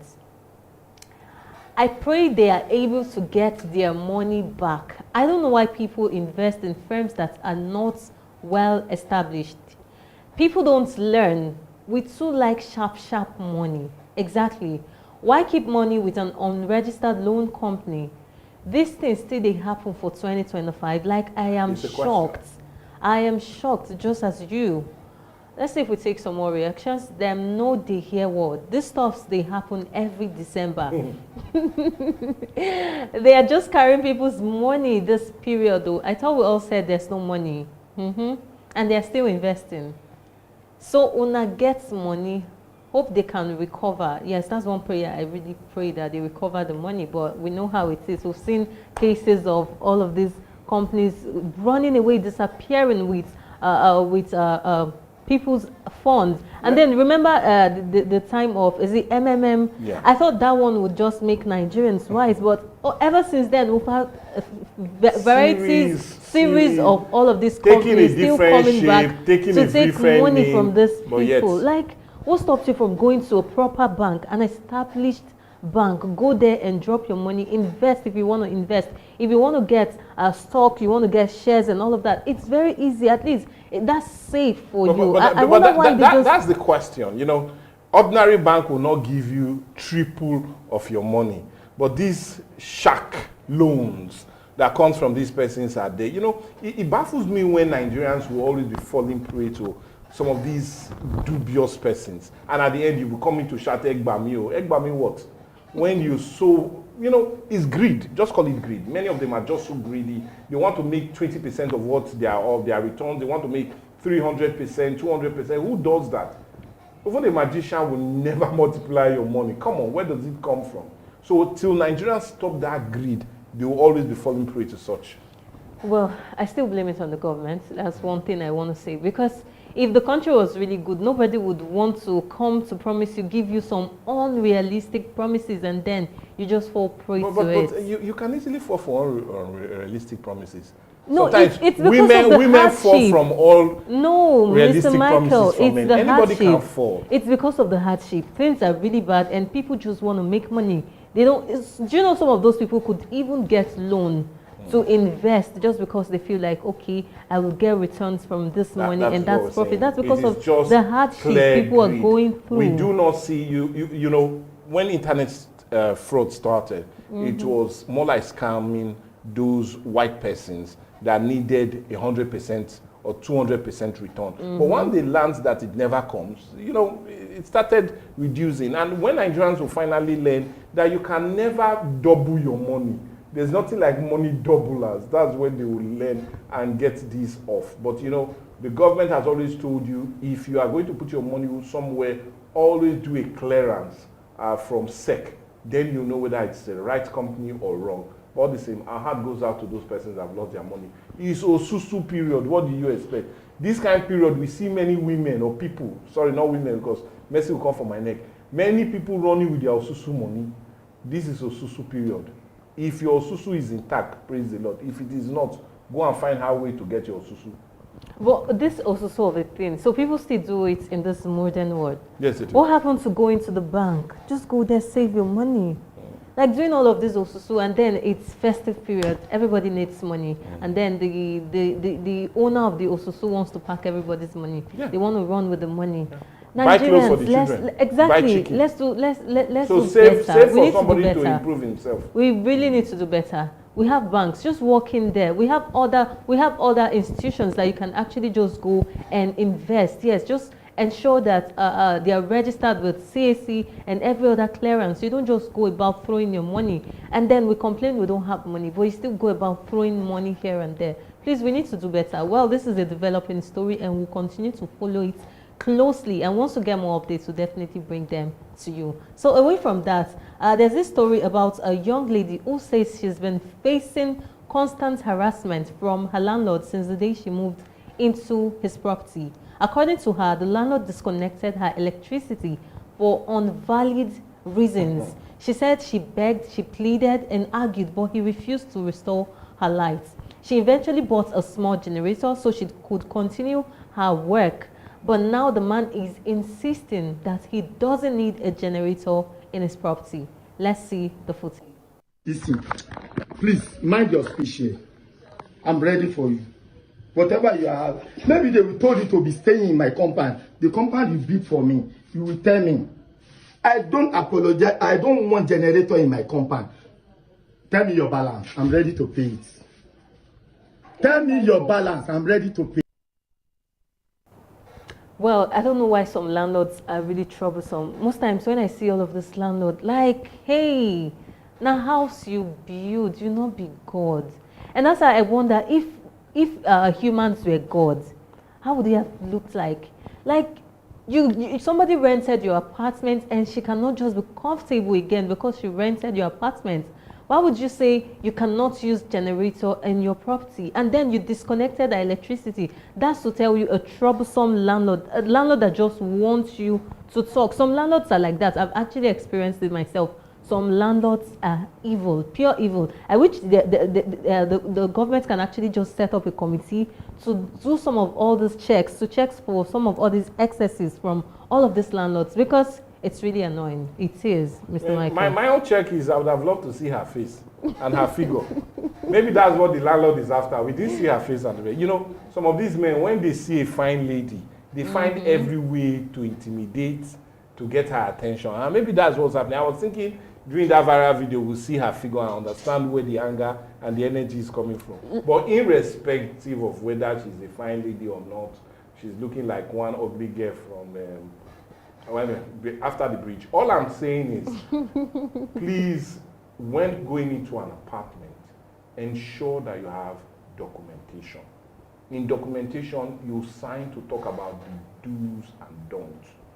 In that signing, you also have commit, or rather in that way you commit the landlord to some of the major things. It doesn't make sense that you are in an apartment and your light got disconnected. On what grounds? Is it that you do not pay electricity bill or what? And like he said, tell me your refund. If I were you, this will just only increase. Take the money, go get a separate place and live in peace. But like Mercy said, I feel it's about time that the government should wade into this. Let's have a commission that deals with this, that these landlords can be reported and a quick fix and check of their activities will need to be. And in that way, even, it's also going to be a commission that will also better protect the landlord from unscrupulous tenants. Some tenants are quite also annoying. They will add songs to the highest, disturb other tenants. They'll bring in irresponsible people, take drugs and all of that. So we do need a board that will protect both the tenants and the landlord. And I feel it's about time. So, you know, a friend of mine in this city actually told me her story of how troublesome her landlord was. She said the landlord actually has a spare key to her apartment. And that's wrong. That he told her that the landlord has the right to always come check his property. And she felt like, okay, whenever I'm around, you want to come check. She said she found that the landlord was going to her apartment in her absence. Wow. The landlord has everybody's spare key and then go to people's apartments to check. Like, how do you go to people's apartments while they're away because you feel you're the owner of the house? It doesn't in any way make exactly. It doesn't in any way make sense. And then I've heard of cases to where the landlord was the one in charge of the prepaid meters, and then when your light gets finished, you go there to say you want to recharge, and this man says you need to give him 24 hours. So I don't have light, I don't have electricity at this point. I should give you full 24 hours to just help me go in and get the prepaid meter. Some of these landlords, they are annoying, yes. And when I see videos of some troublesome tenants, I feel, yes, that's a match. Because when you have troublesome landlords and then you the tenants, you're calm, these landlords might just try to do anything possible just to make sure. But once you are able to return that same energy, I feel to some extent, well, they will just feel like... I would rather plead and take a different route. Okay. Please, we do not need too much aggression. We do not want a breakdown Mr. of law Michael, and all aura that. for we will aura. Plead if the government can set up a commission that will help to deal with all of this. We do know we have now skyrocketing rent prices, all of that. If there's a check around all of these, and a commission to deal with it, it will better protect all of us. Well, like I said before, if only a committee can just be set up to see all of the, to check all of the excesses with all of these landlords. And yes, we were even talking about agents a few weeks ago. Yes. So we need a committee that would actually do all the checks and balances. I'm sure we'll have a sane society again without having landlord-tenants issue. Well, away from that, let's quickly take this, yes, from entertainment. Fashion designer Vicky James has sparked reactions online after declaring that her man can never have a female best friend. When asked if a man can have a female bestie who isn't his wife, she said, "A man can have, but my own man can never have." Her statement has since stirred mixed opinions across social media. And now I am asking, what exactly does a married man need a female best friend for? Am I not enough to be your best friend? Why exactly are they going out to get a female best friend? Thank God, just right beside me, we have a married man. Let's ask him, Mr. Michael, what do married men need a female best friend for? Yes, you need a female best friend that will help you choose the kind of present you want for your wife. That will help you also, in case there's a food you need to enjoy, you know, you can still let her teach your wife how to cook. Oh. You still need a female best friend. So, you know, there are some emotions you can't really tell your wife, especially as it concerns work, you know. But I hope somebody's not watching this right now. No, she might be watching because as it stands now, I used to have a female bestie, but she became friend to the female bestie end. But what I am directly saying is sometimes we need to have female besties that truly understand our emotion. Okay. You know, we are going through a lot. Mm-hmm. Okay, men go through a lot. And just yesterday, was it yesterday you said the life expectancy of a man and all of that? So they actually need a woman, and a female best in getting friend. a female bestie, you take recommendation from your wife to put peace. She should not be too beautiful. She should not have too much back and front. So at least your wife's heart is relaxed But when you have a female bestie, let's find out that your wife is this AC on. There's problem. Okay, at this point, I'm lost. I am totally lost. So you need a female best friend to help you choose presents for your wife. Yes. If you yourself, you don't know what to get for your wife, then you're not worthy to be a husband. That's what I feel. If you cannot choose what your wife wants, you're not worthy to be a husband. Like, it baffles me when I see men going out to have a female best friend. I am a female. I can actually be a best friend. Why go out? Why go to all of those? And then when I feel when we're having issues in the house, and then your female best friend gives you a shoulder to lean on. Yes, that's one reason they go out to get a female best friend. I will never advise married men to look for a shoulder to lean on. Sometimes you might look for a chest, sometimes you might look for a hand to hold, but shoulder no. Interesting. My future husband, I don't know if you're watching this right now, wherever you are, please, men can have female best friend, just like Mr. Michael said, but my own man can never and should never have a female best friend. I am enough to be your best friend. Whatever it is you need, if you need a shoulder to lean on, I am there to give you. If you need a present to gift me and you're confused, talk to me about it. I can actually choose my present. A surprise present? It's not a big deal. We can act it. Okay. Most of these things you see on social media, they are movies. Let me just call it movies. Yes. The woman goes to the market, chooses a present for herself, and then she comes at surprise. Oh, thank you so much. I can do all of that. For we real men, for we married Christian men, we like surprising our wives. And if a female bestie can help you in that, is not. You know, sometimes even these women know what they can help you choose what bra to and what things to buy. For the woman. Nice one, nice one. Hey God. Okay, I will not say much. I just hope that my future husband and that person that wants to be a bestie to my future husband, beware, because let me rest my comments there. Let's reserve the comments. But I feel married men, you should stay away from anything that will cause issue in your marriage. A female best friend will bring issues. Yes. There's no way your wife will ever be comfortable that you're always talking to another woman. No, but she cannot call you in odd hours. You only see her when you need something to talk about. No, apart from odd hours, your wife can. What's politics? Talk to me about politics. No problem. Whatever it is, talk to me about it. And that's why you should go for your match. If you like politics, go for a woman that likes politics, and then you talk about politics. If you like sports, go for a woman that likes sports, and then you talk about sports. Why exactly do you need to have a female best friend? Bisola, how do you see Tinubu? Yes. Okay, so you need to go talk to somebody else. But don't come. Well, I don't need to talk much about it. But my future husband, beware. Well, away from best friend wahala, let's quickly take this story that is trending. A lady has sparked reactions online after revealing what she thinks is the best way to get a man to marry you. According to her, get pregnant for him, he will marry you.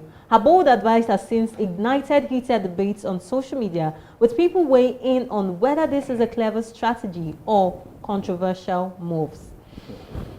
I need to breathe down. Like in this, yes, I was able to gather reactions, because I have a lot to say, but I know netizens had a lot to say because I was able to get some reactions. Let's see some reactions before I talk about what I want to talk about.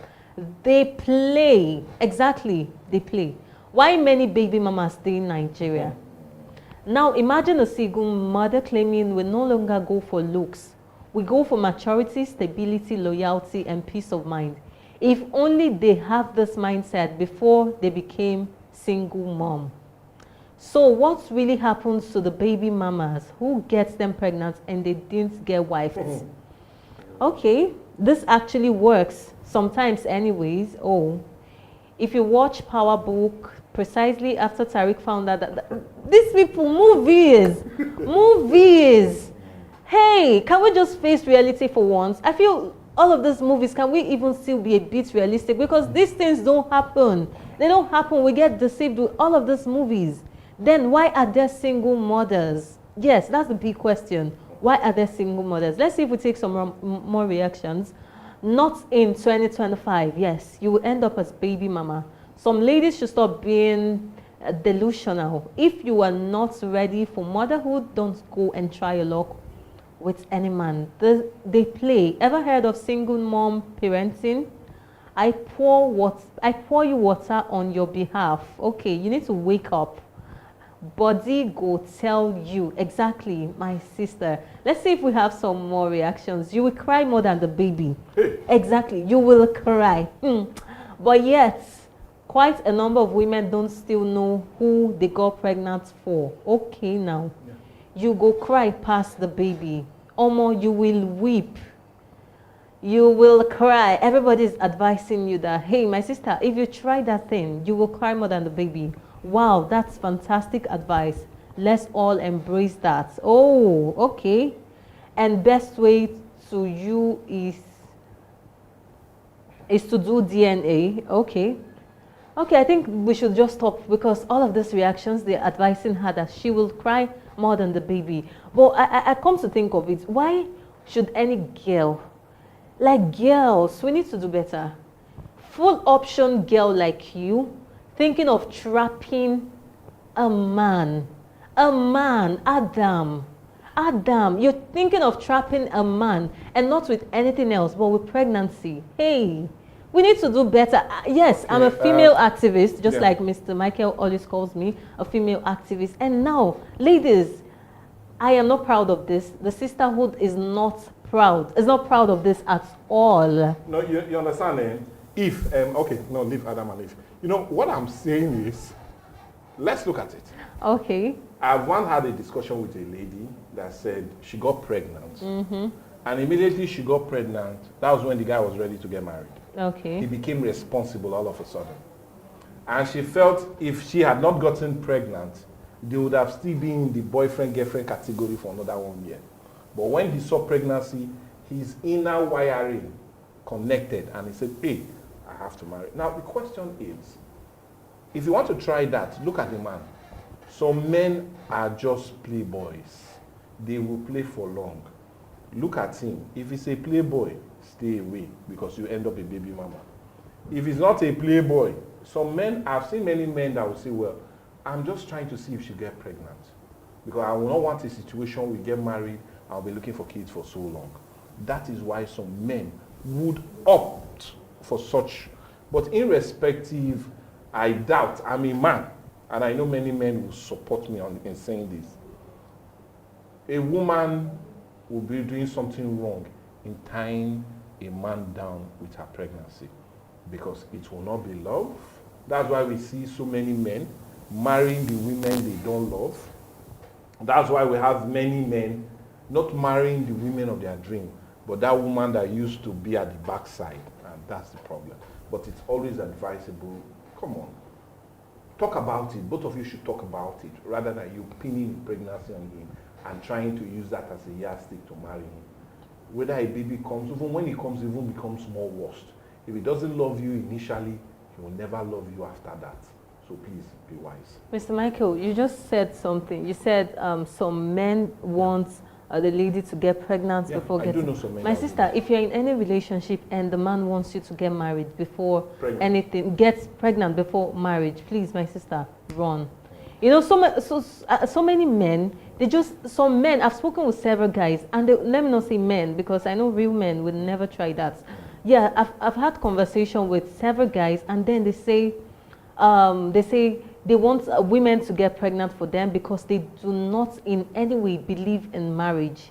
They just need kids. They just need somebody to help them bring kids to the world. They do not in any way believe in marriage. And then there's no way they would come to you to tell you, I do not believe in marriage. Can you just help me reproduce? I just need you to help me bring kids to this world. There's no way they would ever tell you that. So they will come, sugarcoat it, saying, well, I don't want to get married and then start looking for kids. I want to be sure that you are fertile, so you need to have kids before you get married, or get pregnant before you get married. My sister, run. These men, run. I will always advise you all, run. You know, I am the female activist of Viewpoint, and I will always come to give you the best advice. Whatever advice I'm giving you, take it for me for free. Well, it's been an interesting time and we've been laughing. I'm even feeling pains from all the laughter today. Yes, and that's because it's Friday's edition, a very special edition of Trending and of Viewpoint generally. It's always very amazing having you every Fridays. Yes, Monday is special, like I told you. Every day is a special day, so it's always a special edition of Trending and a special edition of Viewpoints every day. And of course, you know, you can share all your thoughts with us on all our social media platforms, on Facebook, on YouTube, on Instagram at Atlantic Media and TV. Well, maybe I should say compliments of the season. Is it too early to say that? It will be in right It's order. not early. It's not. It's compliments of the season, and it's also Friday. So tell us, what will you be doing this weekend? Do well to drop it in the comment section of all our social media platforms. Well, this is where I have to tell you that I will see you for another super amazing edition. Same time next week. I remain Mercy Irabo. Do have a blessed weekend. Well, anyway, I remain Michael Gobadia. A blessed weekend, like she said, is what we'll be wishing you. And come on, let's see how we really enjoy it. Take things jeje, and please do not hook any guy, if you understand what I mean. But what we'll tell you to also do is have a lovely weekend, and let's see how fresh you'll be when we give you an awesome edition come Monday morning. God bless you. Have a great weekend.